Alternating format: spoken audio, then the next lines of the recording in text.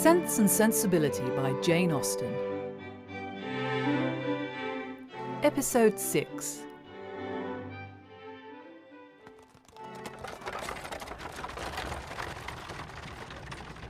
Well, here we are then, girls. Berkeley Street. Ah, I see our arrival has revived you, Miss Marianne. Is she always so quiet, Miss Dashwood, when she travels? I declare I do not think I heard her say so much as a word since yesterday. I think perhaps a 3-day journey is enough to subdue even Marianne's spirits, Mrs. Jennings. Good afternoon, Jenkins. Ma. Mrs. Jennings, may I have some paper and ink? Yes, of course.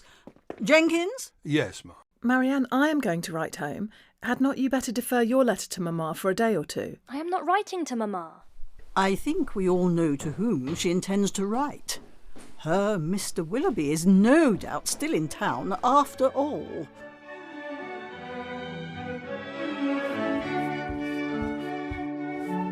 Do stop pacing, Marianne. You shall wear out the floor. What is the matter, dearest? You barely ate at dinner. Shh. It is a busy street, Marianne. There will be lots of carriages.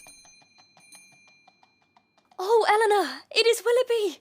Indeed it is. I am sure of it. Quickly, fix my collar. Colonel Brandon for you, miss. Oh, if you'll excuse me, Colonel. Of course, Miss Marianne. Is she quite well, Miss Dashwood? Overexertion from the journey, I believe. Have you been in town since we last saw you at the park? Yes, almost every day since. Colonel! Oh, I am monstrous glad to see you. But pray, how came you to conjure out that I should be in town today? I had the pleasure of hearing it at the Palmers'. And how do they all do at their house? How does Charlotte do? I warrant you she is a fine size by this time. I am commissioned to tell you that you will certainly see her tomorrow. Aye, to be sure. I thought as much. Well, Colonel, I have brought 2 young ladies with me, you see. That is, you see but one of them now. But there is Miss Marianne somewhere. I do not know what you and Mr. Willoughby will do between you about her.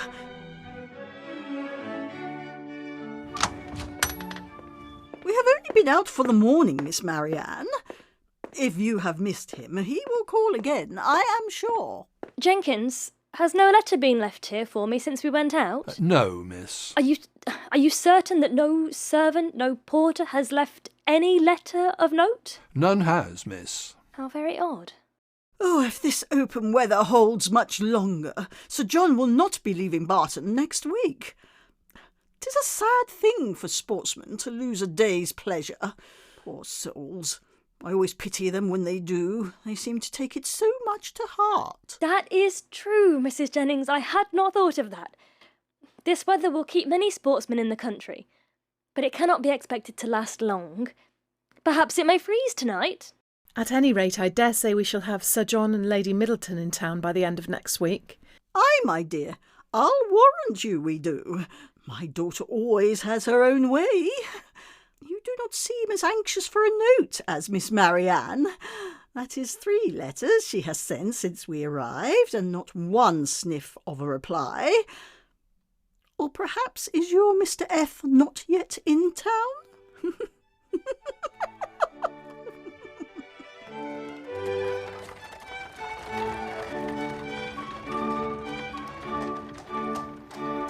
Don't you find it cooler than it was yesterday, Elinor? There seems to me a very decided difference. It was not so yesterday, I think. A little, perhaps. The clouds seem to be parting too. The sun will be out in a moment, and we shall have a clear afternoon. And then we shall have a frost. And then they shall all come to town. Good God! Willoughby has been here while we were out. Here is his card. Jenkins, did he leave any other note? No, miss. There have been no letters at all. Just one for my mistress. You are expecting a letter, Marianne? Yes. A little. Not much. You have no confidence in me. Nay, Elinor. This reproach from you. You who have confidence in no one. I have nothing to tell. Nor I. Our situations are then alike. We have neither of us anything to tell. You because you do not communicate, and I because I do not conceal.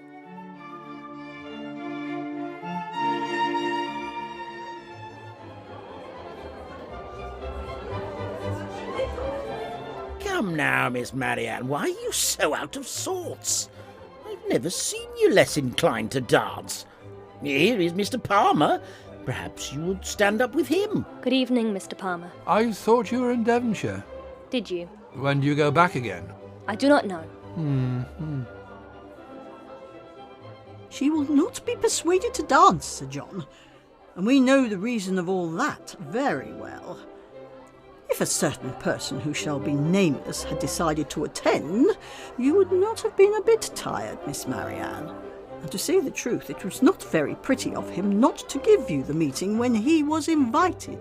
Invited? So my daughter Middleton told me, for it seems Sir John met him somewhere in the street this morning.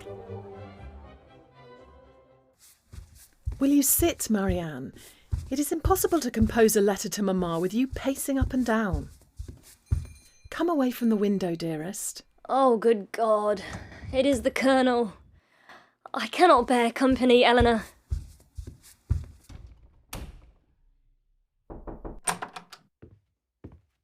Colonel Brandon, miss. Thank you, Jenkins. Do come in, Colonel. Shall I call for some tea? No, thank you. When am I to congratulate you on the acquisition of a brother?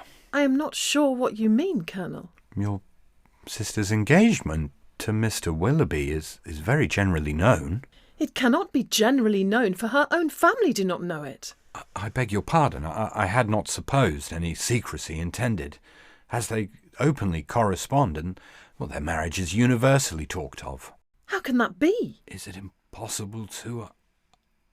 But I have no right, and I could have no chance of succeeding. Excuse me, Miss Dashwood. I believe I have been wrong in saying so much, but I hardly know what to do. Is everything finally settled?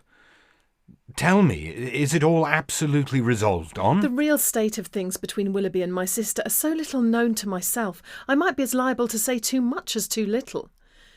I acknowledge that though they have never informed me themselves of the terms, I have no doubt of their mutual affection. To your sister I wish all imaginable happiness. To Willoughby, that he may endeavour to deserve her.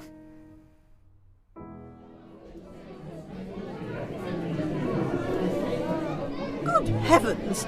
There are a lot of people here this evening. How unbearably warm. Keep close, Miss Dashwood, Miss Marianne. I will find us some seats. Thank you, Mrs. Jennings. Good Lord. There he is. Marianne? Willoughby. Look. He is there. Oh, why does he not look at me? Why cannot I speak to him? Pray be composed, and do not betray what you feel to everyone present. Perhaps he has not observed you yet. Come on, Elinor. Willoughby! Miss Dashwood, I hope you're well. Miss Marianne? Good God, Willoughby. What is the meaning of this? Have you not received my letters? Will you not shake hands with me? I did myself the honour of calling in Berkeley Street last Tuesday and very much regretted that I was not fortunate enough to find yourselves and Mrs. Jennings at home. My card was not lost, I hope. But have you received my notes? Tell me, Willoughby, for heaven's sake, tell me, what is the matter? Mr. Willoughby? Yes, I had the pleasure of receiving the information of your arrival in town, which you were so good enough to send me. If you'll excuse me. Come now, let me get you some lavender water, and we'll find Mrs. Jennings. Go to him, Elinor, and force him to come to me. Tell him I must see him again. Marianne! I must speak to him instantly. I cannot rest. I shall not have a moment's peace till this is explained. This is not the place for explanations. I am too miserable to stay a moment longer. Come now, Miss Marianne. You have not touched your breakfast. A letter for Miss Marianne. Thank you.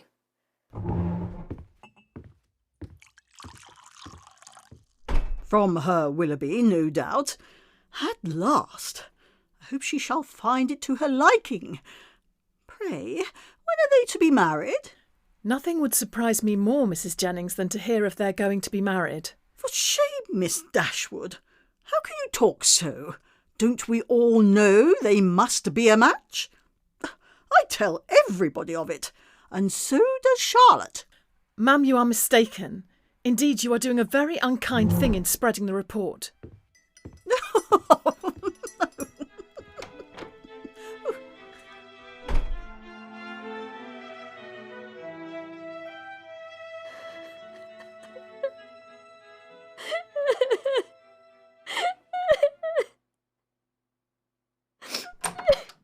Marianne! Here. I wrote to him last night. You may read his reply for yourself. I'm much concerned to find there was anything in my behaviour last night that did not meet your approbation. And though I'm quite at a loss to discover in what point I could be so unfortunate as to offend you, I entreat your forgiveness of what I can assure you to have been perfectly unintentional. My esteem for your whole family is very sincere, but if I have given rise to a belief of more than I felt, I shall reproach myself for not having been more guarded. My affections have been long engaged elsewhere, and it will not be many weeks, I believe, before this engagement is fulfilled. I obey your commands to return your letters, and the lock of hair which you so obligingly bestowed on me. Your most obedient, humble servant, John Willoughby. Is he really capable of being so impudently cruel? Oh, my dearest Marianne! Poor Elinor. How unhappy I make you. I only wish there were anything I could do which might be of comfort to you. Oh, happy, happy Elinor. You cannot have an idea of what I suffer. Do you call me happy, Marianne? Can you believe me to be so while I see you so wretched? But you must be happy. Edward loves you. What can do away such happiness as that? You can have no grief. I can have no pleasure while I see you in this state. And you will never see me otherwise. Mine is a misery which nothing can do away. You must not talk so. Think of what you would have suffered if the discovery of his character had been delayed, if your engagement had carried on for months. Engagement? There has been no engagement. No engagement? No. He is not so unworthy as you believe him. He has broken no faith with me. But he told you that he loved you? Yes. No, never absolutely. It was every day implied, but never declared. Sometimes I thought it had been, but it never was. Yet you wrote to him. Yes. Could that be wrong, after all that had passed? I felt myself to be solemnly engaged to him. I can believe it. But he did not feel the same. He did feel the same, Elinor. For weeks he felt it, I know he did. I was once as dear to him as my own soul could wish. Elinor, I have been cruelly used. But not by Willoughby. Who else could it be? I could rather believe every creature of my acquaintance leagued together to ruin me in his opinion than believe his nature capable of such cruelty.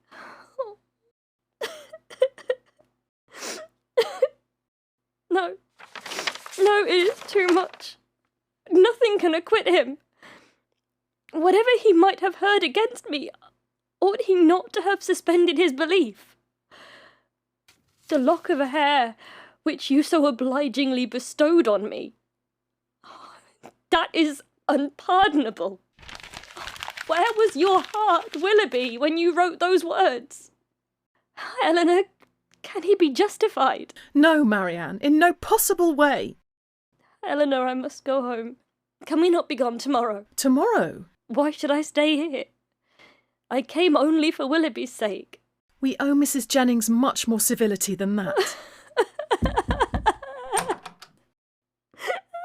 How do you do, my dear? How is she, Miss Dashwood? Poor thing. She looks very bad. No wonder. Mrs. Clark just called. He is to be married very soon to a Miss Grey, the good-for-nothing fellow. I wish with all my soul his wife may plague his heart out. But there is one comfort, my dear Miss Marianne. He is not the only young man in the world worth having, and with your pretty face you will never want for admirers. Well, poor thing.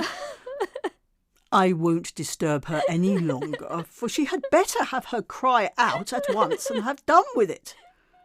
Come, Miss Dashwood. Poor soul. Well, 'tis the oddest thing to me that a man should use such a pretty girl so ill. But when there is plenty of money on one side and next to nothing on the other... The lady, then, Miss Grey, is very rich? £50,000.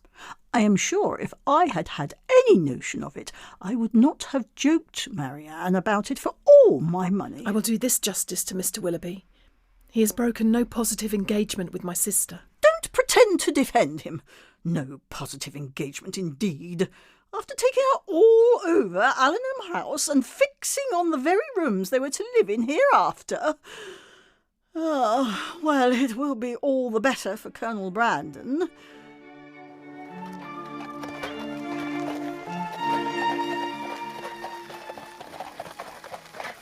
Miss Dashwood! Mrs. Jennings! Ah, good day, Colonel. Colonel looks as grave as ever, you see. He knows nothing of it. Oh, do tell him, my dear. I shall continue on to call on Mrs. Clark, Miss Dashwood. Good day, Miss Dashwood. Colonel? How fares your sister? Marianne has been indisposed all day, and we have persuaded her to go to bed. Perhaps, then, what I heard this morning may be... There may be more truth in it than I could possibly believe at first. Yes, I think I know what you may have heard. Then you will spare me the repeating of it. Have you likewise heard that Miss Grey has £50,000? In that, if in anything, we may find an explanation for Willoughby's behaviour. It may be so, but Willoughby is capable, at least I think, of... And your sister? How did she... Her sufferings have been very severe. Till yesterday, I believe she never doubted his regard, and even now, perhaps. But I am almost convinced that he never was really attached to her. He has been very deceitful. Your sister does not. I think you said so. She does not consider quite as you do. You know her disposition, and may believe how eagerly she would still justify him if she could. Perhaps. That is to say, No. Miss Dashwood, I will not trespass on your time further. Please, send my well wishes to Miss Marianne.